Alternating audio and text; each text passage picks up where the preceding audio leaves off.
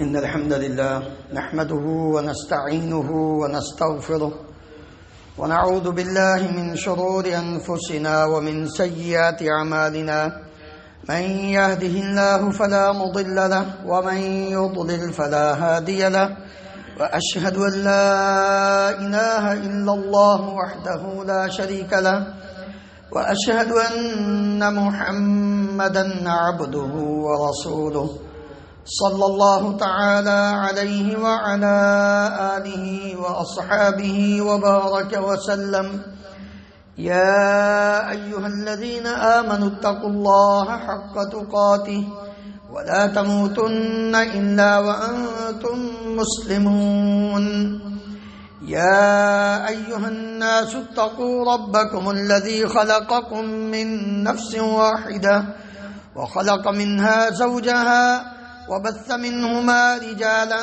كثيرا ونساء واتقوا الله الذي تساءلون به والأرحام إن الله كان عليكم رقيبا يا أيها الذين آمنوا اتقوا الله وقولوا قولا سديدا يصلح لكم أعمالكم ويغفر لكم ذنوبكم ومن يطع الله ورسوله فقد فاز فوزا عظيما أما بعد فإن خير الحديث كتاب الله وخير الهدي هدي محمد صلى الله عليه وسلم وشر الأمور محدثاتها وكل محدثة بدعة وكل بدعة ضلالة وكل ضلالة في النار رب اشرح لي صدري ويسر لي أمري واحلل عقدة من لساني يفقه قولي اللهم انفعنا بما علمتنا وعلمنا ما ينفعنا وزدنا علما سبحانك لا علم لنا إلا ما علمتنا إنك أنت العليم الحكيم رب أوزعني أن أشكر نعمتك التي أنعمت علي وعلى والدي وأن أعمل صالحا ترضاه وأصلحني في ذريتي إني تبت إليك وإني من المسلمين رب أعوذ بك من همزات الشياطين وأعوذ بك رب أن يحضرون اللهم طهر قلوبنا من النفاق وأعمالنا من الضياء وألسنتنا من الكذب وأعيننا من الخيانة فإنك تعلم خائنة الأعين وما تخفي الصدور ہر قسم کی حمد و ثنا اللہ رب العالمین کی ذات گرامی کے لیے ان گنت لا تعداد بے شمار درود و سلام اس ہستی مقدس پر جن کا نام نامی اسم گرامی محمد رسول اللہ صلی اللہ علیہ وآلہ وسلم ہے۔ حضرات، دنیا کے اندر انسان ایک شخص کے سامنے جب جا کر روتا ہے تو وہ اس کو ذلیل کرتا ہے، اور اگر کسی عقل مند آدمی کے سامنے روتا ہے تو وہ اس کو عزت دیتا ہے۔ یہ دنیا کا ایک معیار ہے۔ لوگ کمزور کو روتا ہوا دیکھ کر اس کی عزت افزائی یا اس کی حوصلہ افزائی نہیں کرتے، بلکہ اس انسان کو مزید پست کیا جاتا ہے، مزید بے عزت کیا جاتا ہے۔ حالانکہ وہ اس بات کو بھول جاتا ہے کہ آج اگر رب العالمین نے مجھے قدرت دی ہے، طاقت دی ہے، تو وہ مجھ سے چھین بھی سکتا ہے۔ میں نے ایک مرتبہ ایک جگہ پہ جملہ پڑھا بڑا زبردست، عربی میں اس نے لکھا تھا اذا قدرک اللہ علی الناس فلا تنس قدرت اللہ علیک، جب اللہ تجھے لوگوں پہ قدرت دے، طاقت دے، فوقیت دے، تو اس بات کو مت بھول کہ اس مالک کی قدرت تیرے اوپر موجود ہے، وہ جب چاہے تجھے ختم کر سکتا ہے۔ چند ٹگے آ گئے، منصب مل گیا، پاور مل گئی، قوت مل گئی، تو نے سمجھا اب میں جس کو مرضی ذلیل کرتا پھروں اور اس کو اپنے سامنے روتا ہوا، بے عزت ہوتا ہوا دیکھ کر خوش ہوتے ہو۔ فلا تنس قدرت اللہ علیک، اللہ رب العالمین کو قوم عاد نے کیا کہا تھا؟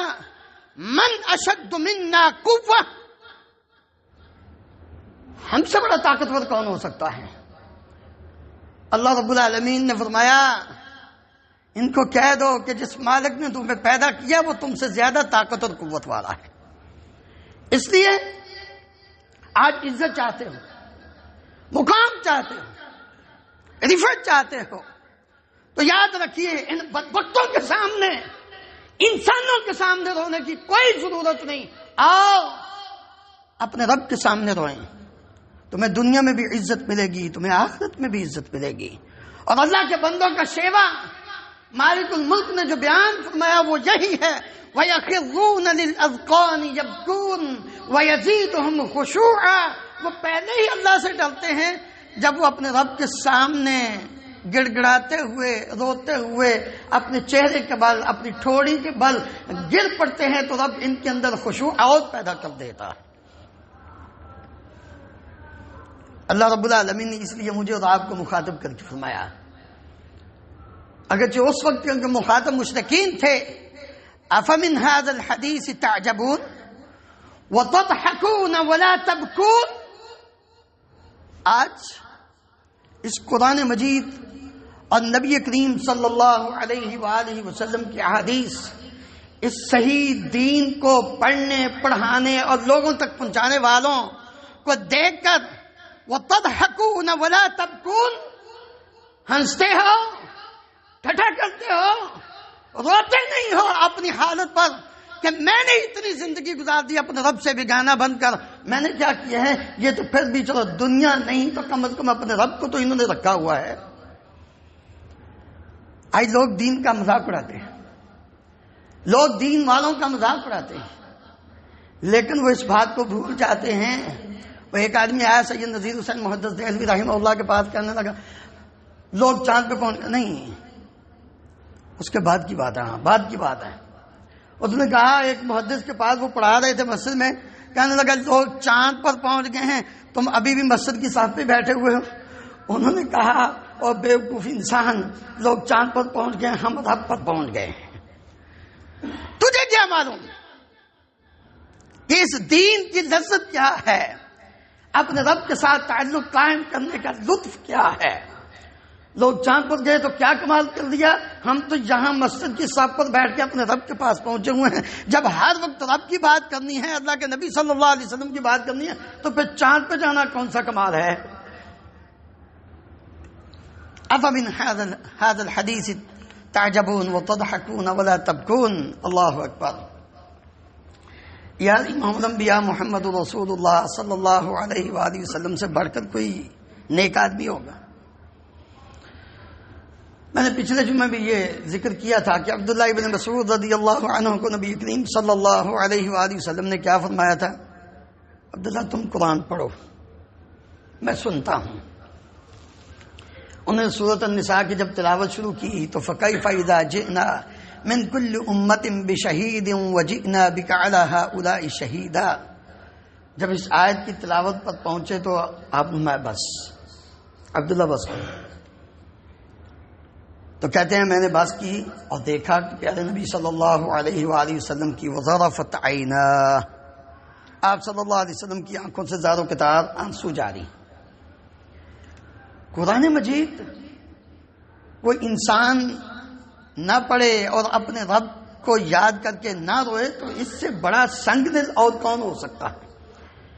الم یأن للذین آمنوا ان تخشع قلوبهم لذکر اللہ وما نزل من الحق ولا يكونوا كالذين اوتوا الكتاب من قبل فطال عليهم الامد فقست قلوبهم وكثير منهم فاسقون. لوگو، ایمان والو، ابھی تک اپنے رب سے ڈرنے کا وقت نہیں آیا کہ تمہارے دلوں میں اپنے رب کی خشیت پیدا ہو جائے؟ تم اپنے رب سے ڈر کر رونا شروع کر دو. الم یأن للذین آمنوا، ابھی تک یہ ٹائم نہیں آیا. کب رو گے؟ جب اس دنیا سے چلے جاؤ گے. وہاں رونے کا کوئی فائدہ نہیں ہے، وہاں آنسو بہانے کا کوئی فائدہ نہیں. وجیء یومئذ بجہنم یومئذ یتذکر الانسان وانى له الذکریٰ یقول یا لیتنی قدمت لحیاتی فیومئذ لا یعذب عذابہ احد ولا یوثق وثاقہ احد. جب جہنم اس طرح سامنے ہوگی، ایک ایک چیز اس انسان کو یاد آ جائے گی کہ میں نے دنیا میں کیا کیا تھا. اس وقت کوئی افسوس کرنے کا. وَأَنَّىٰ لَهُ الذِّكْرَىٰ، اب کبھی افسوس کرنے کا کیا فائدہ جب ٹائم تھا رونے کا، دنیا میں اپنے رب کے سامنے رونے کا، اس وقت تو رویا نہیں، اب کیا فائدہ تجھے رونے کا. انس بن مالک رضی اللہ عنہ بیان کرتے ہیں نبی کریم صلی اللہ علیہ وآلہ وسلم نے یہ خطبہ دیا، ما سمعت مثلها قط، اس سے پہلے میں نے کبھی ایسا خطبہ نہیں سنا. فقال لو تعلمون ما اعلم لضحكتم قليلا ولبكيتم كثيرا. جو میں جانتا ہوں آخرت کے احوال، اگر تم جاننا شروع کر دو تم تھوڑا ہنسو زیادہ رو. انس بیان کرتے ہیں فغطى اصحاب رسول اللہ صلی اللہ علیہ وسلم وجوہہم، اصحاب رسول نے اپنے چہروں کو ڈھانپ دیا، اپنے کپڑوں کو، اپنی چادروں کو اپنے چہروں پہ ڈال دیا. وَلَهُمْ خَنِين، اور ان کے چہروں سے، ان کے جسموں سے رونے کی آواز شروع ہو گئی تھی. سسکیاں لے کر صحابہ نے رونا شروع کر دیا. وہ اس طرح اپنے رب سے ڈر کر رونا شروع کر دیتے تھے. کیوں نہ روتے؟ ان کو تو صرف ایک ہی فکر تھی، یہ دنیا تو بسر ہو جانی ہے، لیکن کل قیامت والے دن رب العالمین کے میدان میں، حشر کے میدان میں ندامت نہ ہو، شرمندگی نہ ہو، کہیں وہاں نہ ہم پھنس جائیں. وہاں اپنے عرش کا سایہ، اپنے رب کے عرش کا سایہ حاصل کرنے کے لیے وہ دنیا میں بہت زیادہ رویا کرتے تھے. ابو ہریرہ رضی اللہ عنہ بیان کرتے ہیں، صحیح مسلم میں روایت، رسول اللہ صلی اللہ علیہ وآلہ وسلم نے فرمایا سبعۃ یظلہم اللہ فی ظلہ یوم لا ظل الا ظلہ. 7 قسم کے خوش نصیب وہ لوگ ہیں جن کو اللہ رب العالمین کل اپنے عرش کا سایہ نصیب فرمائے گا. اور ان میں ایک وہ آدمی ورجل ذکر اللہ خالیا ففاضت عیناہ، وہ انسان جو الگ سے بیٹھ کر کوئی اس کو نہیں دیکھ رہا، کوئی اس کو سن نہیں رہا. نبی کریم صلی اللہ علیہ وآلہ وسلم فرماتے ہیں وہ علیحدہ بیٹھ کر اپنے رب کو اس نے یاد کیا، اپنے گناہوں کو یاد کیا، اپنے رب کے سامنے اس نے زاروں کے تار رونا شروع کر دیا. نبی صلی اللہ علیہ وسلم نے فرمایا اللہ رب العالمین کو یہ بندہ اتنا پسند آتا ہے کہ کل قیامت کے دن اللہ اس کو بھی اپنے عرش کا سایہ نصیب فرمائیں گے. اللہ اکبر. میرے محترم بھائیو، یہ رویا کرو. یہ باہر سے تو آنکھ کو ہر وقت دھوتے رہتے ہو، کبھی غسل کر کے، کبھی وضو کر کے، اس کو اندر سے بھی دھویا کرو. بڑا فائدہ ہے اس کا.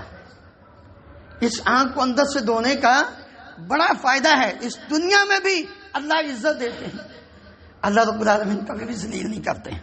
وہ کہتے ہیں آگے ہو، چلو ساری زندگی کے پچھلے گناہ معاف. اور کیا چاہیے؟ ایک قطرہ بہا دو،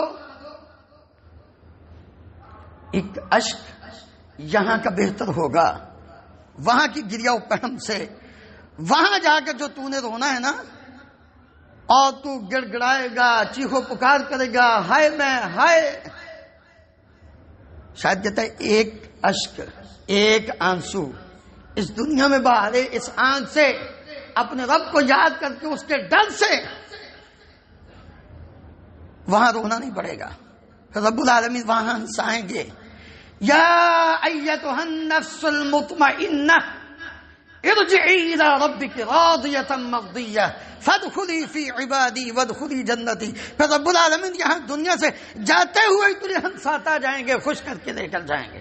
تو بھی راضی ہو جا، رب تجھ پہ راضی ہے. اس کے سامنے رو کر تو دیکھ، تو لوگوں کے سامنے روتا ہے، تجھے اور ذلیل کرتے ہیں. ایک آنسو. رسول اللہ صلی اللہ علیہ وسلم نے کیا فرمایا ہے؟ ابو ہریرہ رضی اللہ عنہ بیان کرتے ہیں، آپ نے فرمایا لا یلج النار رجل بكى من خشية الله حتى يعود اللبن في الضلع ولا يجتمع غبار في سبيل الله ودخان جہنم. جامع ترمذی میں روایت ہے، نبی کریم صلی اللہ علیہ وسلم نے فرمایا جو آدمی اپنے رب سے ڈر کر رو پڑتا ہے، آنسو بہا دیتا ہے، یہ کبھی جہنم کی آگ میں داخل نہیں ہوگا. یوں سمجھ لیجئے جیسے کسی دودھ دینے والے جانور کے پستان سے دودھ نکال دیا جائے، وہ دودھ واپس نہیں جا سکتا، یہ بندہ جہنم میں نہیں جا سکتا. تم دودھ واپس اس کے اندر ڈال کر دکھاؤ، تم دودھ ڈال دو، یہ جہنم میں بھی چلا جائے گا. نبی صلی اللہ علیہ وسلم نے فرمایا جس طرح دودھ دونے کے بعد وہ واپس پستان میں نہیں جاتا، اسی طرح یہ انسان جو رب کے ڈر سے رو پڑتا ہے، یہ کبھی بھی جہنم میں نہیں جائے گا. اور کیا چاہیے؟ رسول اللہ صلی اللہ علیہ وآلہ وسلم کے بارے میں عبداللہ ابن شخیر رضی اللہ عنہ بیان کرتے ہیں، پچھلے جمعے میں یہ حدیث بیان کی تھی کہ میں اللہ کے رسول صلی اللہ علیہ وسلم کے پاس آیا، آپ نماز پڑھ رہے تھے. ذرا نماز کی حالت دیکھ لیں اپنی اور نبی صلی اللہ علیہ وسلم کی. تیرے خیالات ہی نہیں ختم ہوتے ہیں، تجھے پتہ ہی نہیں ہوتا میں کیا پڑھ رہا ہوں کیا نہیں پڑھ رہا. لیکن نبی صلی اللہ علیہ وسلم کی نماز غور فرمائیے. عبداللہ ابن شقیق رضی اللہ عنہ کہتے ہیں میں آپ کے پاس آیا اور آپ نماز پڑھ رہے تھے، وَلِجَوْفِهِ عَزِيزٌ كَعَزِيزِ الْمِغْزَلِ مِنَ الْبُكَاءِ.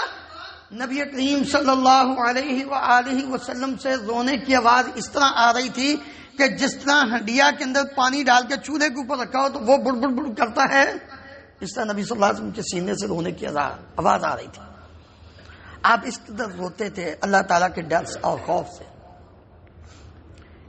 کیوں نہ روتے ہیں؟ آپ کو صرف اپنی ذات کا درد نہیں تھا بلکہ اپنی امت کا بھی درد تھا. آپ نے دنیا میں بھی اپنی امت کی خیر خواہی کی. جب قیامت کے دن اللہ کا عرش لگا ہوگا، حساب و کتاب ہوگا، تو وہاں بھی نبی صلی اللہ علیہ وسلم اپنی امت کے لیے یہی دعا کرتے رہیں گے، اور رب سلم، اللہ میری امت کو سلامت جنت تک پہنچا دینا. غور فرما دو، کبھی تیرے اندر بھی یہ خیال پیدا ہوا ہے کہ میں اپنے لیے کچھ کر لوں دوسروں کے لیے تو نہیں؟ اللہ اکبر. نبی صلی اللہ علیہ وسلم اس قدر روتے تھے. ابو بکر صدیق رضی اللہ عنہ اتنا روتے تھے، اتنا روتے تھے. عثمان غنی رضی اللہ عنہ اس قدر روتے تھے. قبر کو یاد کیا کر. اگر اپنی اصلاح چاہتا ہے، دنیا اور آخرت کی اصلاح چاہتا ہے، قبر کو یاد کیا کر، اپنے رب کے عذاب سے ڈر کر رویا کر. ایک مرتبہ نہیں، دو مرتبہ نہیں، دسیوں مرتبہ نبی صلی اللہ علیہ وآلہ وسلم نے عثمان بن عفان رضی اللہ عنہ کو جنت کی بشارت دی ہے. لیکن جب قبر کا ذکر ہوتا تو اس قدر روتے. غلام کہتا ہے آقا آپ باقی معاملات میں نہیں اس قدر ہوتے جتنا قبر کا سن کر ہوتے ہو. تو کہتے ہیں میں نے نبی صلی اللہ علیہ وآلہ وسلم سے یہ سنا ہے کہ آخرت کی جو منزلیں ہیں نا، موت کے بعد آخری جو گھاٹیاں ہیں ان میں سب سے پہلی گھاٹی قبر ہے. اگر یہاں سے انسان نجات پا گئے تو اگلے معاملے آسان ہو جائیں گے. فکر ہے تجھے کہ مجھے 3 سوال ہونے ہیں. آج اسٹوڈنٹ کو، طالب علم کو ٹیچر بتا دینا کہ یہ 3 سوال ہیں امتحان کے اندر آنے ہیں، تو وہ سب سے پہلے ان کی تیاری کرے گا، باقیوں کو چھوڑ دے گا. کیوں؟ کہ ٹیچر نے بتا دیا. اس لیے کہ اگر ان میں فیل ہو گیا تو فیل ہو جاؤں گا، باقیوں کا کوئی فائدہ نہیں. 3 سوال قبر کے اندر، من ربک ما دینک من نبیک. کبھی یاد کیا تو نے؟ ان تینوں کا تعلق قرآن مجید کے ساتھ ہے، ان تینوں کا تعلق نبی کریم صلی اللہ علیہ وسلم کی تعلیمات کے ساتھ ہے. تو نے کبھی رب کو رب مانا ہی نہیں، تو اوروں کو رب مانتا ہے. تو نے کبھی اس کو الہ مانا ہو تو تب ہے نا، اس کو معبود مانا ہو، حاجت روا مانا ہو، مشکل کشا مانا ہو، اولاد دینے والا مانا ہو، بیماری سے شفا دینے والا اس کو مانا ہو، تو تجھے جواب آئے گا ربی اللہ. ورنہ پھر تو وہاں یہی کہے گا ہاں لا ادری، کیونکہ دنیا میں تو نے ایک کو چھوڑ کر درد کی ٹھوکریں کھائی تھی، نہ وہ تیرے کسی کام، نہ رب تیرے کسی کام آئے گا. عقیدے کو ٹھیک کر. تو نے قبر کی کبھی تیاری کی؟ تیری آنکھوں سے کبھی تو جا کر دیکھ تو صحیح کہ قبر کے اندر ہے کیا. ادھر ذرا اے سی بند ہو جائے تیری جان نکلنے لگ جاتی ہے. جہاں تو پھر کھڑکیاں کھول لو گے، پنکھا کھول لو گے، لائٹیں ہیں، وہاں تو نہ کوئی کھڑکی ہے، نہ کوئی دروازہ ہے، نہ کوئی پنکھا ہے، نہ کوئی اے سی ہے، نہ کوئی لائٹ ہے، کچھ بھی نہیں. کیا تو نے تیاری کی ہے؟ کیا تو اپنے رب سے رو کر مانگا ہے؟ مذہبو کا کیا جواب تیار کیا ہے؟ مادی تو کا کیا تیرا دین ہے؟ تجھے اپنی شکل پسند نہیں، تو کافروں کی شکل بنا کے دنیا میں زندگی بسر کرتے ہوئے کہتا ہے میں مسلمان ہوں. قل ان صلاتي ونسكي ومحياي ومماتي لله رب العالمين لا شريك له وبذلك امرت وانا اول المسلمين. تیرا وجود بول کر کہتا تو مسلمان ہے، تجھے تو اپنا چہرہ ہی پسند نہیں جو نبی صلی اللہ علیہ وآلہ وسلم والا ہے. اس لیے میرے محترم بھائیو، اگر آخرت کی کامیابی اور دنیا کی عزت چاہتے ہو تو اپنے رب کے ڈر سے رونا شروع کر دو. آخری بات ابو امامہ رضی اللہ عنہ بیان کرتے ہیں، نبی کریم صلی اللہ علیہ وآلہ وسلم نے فرمایا تھا لیس شیء، یاد رکھو دنیا میں انسان خوشبو کا قطرہ ہوتا نا بڑا پسند کرتا ہے. کئی قسم کی مہنگی سے مہنگی خوشبو، کہتا ہے یہ بہت زبردست، ایک قطرہ لگا لو ہفتہ پورا ایسے خوشبو آتی رہتی ہے، انسان حیران ہو جاتا ہے. کبھی تو نے اس قطرے کی محبت کا بھی اندازہ کیا جو رب کو سب سے زیادہ محبوب ہے؟ کبھی اس کی خوشبو بھی اپنے رب کے پاس پا کر تو دیکھ. ابو امامہ بیان کرتے ہیں نبی صلی اللہ علیہ وسلم نے فرمایا لیس شیء احب الی اللہ من قطرتین. اللہ رب العالمین کے ہاں دو قطروں، اللہ رب العالمین کے نزدیک اس کے ہاں دو قطروں سے زیادہ کوئی چیز محبوب نہیں ہے. وَأَثَرَيْن، دو نشانوں کے علاوہ کوئی نشان محبوب نہیں ہے، دو قطروں کے علاوہ کوئی قطرہ محبوب نہیں ہے. قطرۃ دموع من خشیت اللہ، اللہ رب العالمین کے ڈر سے تیری آنکھ سے جو قطرہ نکلتا ہے یہ اللہ کو بہت پیارا ہے. اللہ رب العالمین کو بڑا ہی یہ محبوب ہے. تجھے یہ دنیا کی خوشبو کا قطرہ بڑا محبوب ہے، عطر کا محبوب ہے. رب العالمین کا تیری آنکھوں سے نکلا ہوا اللہ کے ڈر سے جو قطرہ نا یہ بڑا پسند ہے. وَقَطْرَةُ دَمٍ تُحْرَقُ فِي سَبِيلِ اللَّهِ، اور ایک وہ قطرہ جو اللہ کے راستے میں جہاد کرتے ہوئے شہید ہو جاتا ہے انسان، اس کے جسم سے قطرہ نکلتا ہے، یہ اللہ کو بڑا محبوب ہے. وَأَمَّا الْأَثَرَانِ فَأَثَرٌ فِي سَبِيلِ اللَّهِ، وہ نشان جو چل کر تو اللہ کے راستے میں جہاد کے لیے نکلتا ہے، دین سیکھنے کے لیے نکلتا ہے، دین سکھانے کے لیے نکلتا ہے، اللہ کے دین کے لیے تو جب گھر سے نکلتا ہے تیرے پاؤں کا جو نشان ہے یہ اللہ کو بڑا محبوب ہے. یہ اتنا محبوب ہے کہ اللہ کے فرشتے بھی پر بچھاتے ہیں. یہ اتنا محبوب ہے کہ سمندر کی مچھلیاں، آسمان اور زمین کی ساری مخلوق، حتیٰ کہ چیونٹیاں تیرے لیے دعا کرتی ہیں کہ تو اپنے گھر سے نکلا ہے دین سیکھنے کے لیے، جمعہ پڑھنے کے لیے. کیا معمولی سمجھتے ہو اس کام کو؟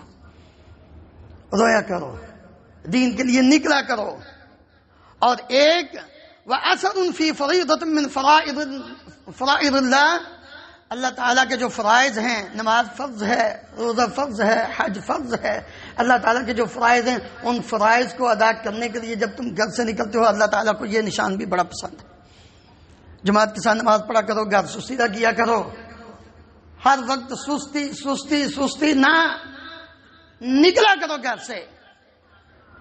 اس آیت کو جب بھی اذان کی آواز کان میں پڑے وَعَجِلْتُ إِلَيْكَ رَبِّ لِتَرْضَىٰ، چھلانگ لگا کے اٹھا کرو، چھوڑ دو سب کچھ اور اپنے رب کی طرف چل پڑا کرو. اللہ رب العالمین نے موسیٰ علیہ السلام سے یہ پوچھا تھا، قوم کو پیچھے چھوڑ کے کیوں جلدی آگے ہو، آگے آگے بھاگ آئے ہو؟ کہنے لگے یا اللہ وعجلت الیک ربی لترضی، میں تیری طرف آیا ہوں تاکہ تو راضی ہو جائے۔ کوئی طور پر اللہ تجھے 5 بار بلاتا ہے، آجا، اچھا اٹھتا ہوں، اچھا ابھی یہ کسٹمر آ گیا، بند کر اس کو، کہو بھائی بس اذان ہو گئی ہے، نماز کے بعد لینا ہے لو، نہیں تو کہو۔ کبھی تو عمل کر کے دیکھ، تجھے رب العالمین وہاں سے رزق دے گا، رب العالمین تیری بیماری کو ایسے ختم کرے گا، رب العالمین تیری مشکلات کو ایسے دور کرے گا، حیران ہو جائے گا میں نے کیا کیا ہے اگر یہ سب کچھ مجھے مل رہا ہے۔ صرف ایک کام، چل اور اپنے رب کو یاد کر، ڈر، اس کے ڈر سے رو، اس کے سامنے رو، جب تجھے کوئی نہ دیکھ رہا ہو اس وقت اس کے سامنے رو، پھر دیکھ مزہ زندگی کا۔ اللہ رب العالمین مجھے اور آپ کو عمل کرنے کی توفیق عطا فرمائے۔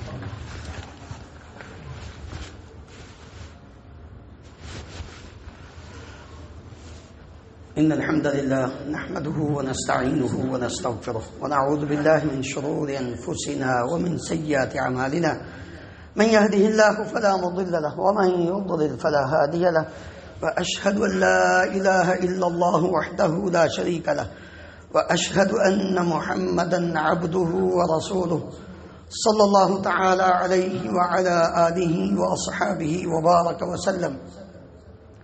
حضرات، آپ جانتے ہیں کہ الحمدللہ اللہ تعالیٰ کی توفیق کے ساتھ ہم اپنے موضوعات ان کو اچھے طریقے سے کوشش کرتے ہیں تیار کر کے، اور اللہ تعالیٰ سے دعا بھی کرتے ہیں اے مالک الملک بیان کرنے میں اخلاص پیدا فرما، اور وہ الفاظ ہماری زبان سے ادا فرما جو الفاظ تجھے پسند آ جائیں۔ میں یہ سمجھتا ہوں کہ ہمارے بہت سارے بھائی تھوڑی سی سستی کی وجہ سے اپنا بہت سارا اجر و ثواب ضائع کر بیٹھتے۔ میرے بھائیوں، خصوصاً وہ جو یہاں قریب قریب رہتے ہیں اور پیدل آتے ہیں، گاڑیوں پہ نہیں آتے، میں ان سے خصوصاً یہ گزارش کروں گا کہ خطبہ جمعہ کے شروع ہونے سے پہلے آیا کریں۔ ایک تو بات مکمل سمجھ آ جاتی ہے، اور دوسرا آپ کا فائدہ ہے۔ میں تو بیان کروں گا، بے شک ایک آدمی یہاں بیٹھا ہو آپ کا فائدہ ہے۔ نبی کریم صلی اللہ علیہ وسلم کی ایک حدیث سن لیجیے، آپ نے فرمایا من غسل واغتسل وبکر وابتکر ومشى ولم يركب ودنا من الامام واستمع ولم يلغو كان له بكل خطوة اجر عمل سنة صيامها وقيامها۔ جو آدمی دوسری اذان سے پہلے، جمعے کی اذان سے پہلے غسل کر کے جلدی جلدی خوشبو لگا کے اچھے صاف ستھرے کپڑے پہن کے مسجد کی طرف چل کر آتا ہے، پیدل نہیں آتا، اور امام کے قریب ہو کر بیٹھتا ہے، دور نہیں بیٹھتا، توجہ سے خطبے کو سنتا ہے، لغو حرکت نہیں کرتا، موبائل وغیرہ نہیں دیکھتا، پانی وغیرہ نہیں پیتا، اور اسی طرح کسی کے ساتھ آ کے سلام لے کے حال چال نہیں پوچھتا، یہ سارے کام لغو ہیں، ان سے بچنا چاہیے۔ جو آدمی ان ساری چیزوں سے بچ کر بیٹھتا ہے، توجہ سے پورا خطبہ سنتا ہے، نبی کریم صلی اللہ علیہ وسلم نے فرمایا یہ گھر سے مسجد تک پیدل چل کر آیا ہے، ہر ایک قدم کے بدلے اس کے نامہ اعمال میں اللہ رب العالمین 1 سال کے نفلی روزوں کا ثواب لکھ دیتے ہیں، اور 1 سال کی راتوں کے قیام کا ثواب لکھ دیتے ہیں۔ کوشش کیا کریں، جلدی آئیں، آپ کا بھی فائدہ ہے، اور ہم اپنے خطبے کو جو ہے وہ مختصر بھی کر سکتے ہیں۔ اللہ رب العالمین مجھے اور آپ کو عمل کرنے کی توفیق عطا فرمائے۔ اس کے علاوہ بھی بہت ساری فضیلتیں ہیں، لیکن چونکہ یہ آج خطبہ جمعے کی فضیلت کریں گے، صرف آپ کو اتنا بتایا کہ جو جمعے سے پہلے آتا ہے اس کو یہ ثواب ملتا ہے ایک ایک قدم کے بدلے۔ اللہ رب العالمین ہم سب کو کتاب و سنت کو سمجھ کر اس پر عمل کر کے زندگی بسر کرنے کی توفیق عطا فرمائے۔ ان اللہ و ملائکتہ یصلون علی النبی یا ایھا الذین آمنوا صلوا علیہ وسلموا تسلیما۔ اللهم صل علی محمد وعلی آل محمد كما تحب وترضى۔ اللهم اغفر لنا وللمؤمنین والمؤمنات والمسلمین والمسلمات الأحياء منهم والأموات۔ اللهم اشف مرضانا ومرضى المسلمين، اذهب البأس رب الناس، واشف انت الشافي لا شفاء الا شفاؤك شفاء لا يغادر سقما۔ اللهم اشفهم بشفائك وداوهم بدوائك۔ اللهم انصر الإسلام والمسلمين، اللهم أعز الإسلام والمسلمين وأذل الشرك والمشركين، اللهم هلك النفاق والمنافقين، اللهم أرنا الحق حقا وارزقنا اتباعه، وأرنا الباطل باطلا وارزقنا اجتنابه. اللهم آمنا في أوطاننا، واجعل هذا البلد آمنا مطمئنا رخاء سخاء وسائر بلاد المسلمين. سبحان ربك رب العزة عما يصفون، وسلام على المرسلين، والحمد لله رب العالمين.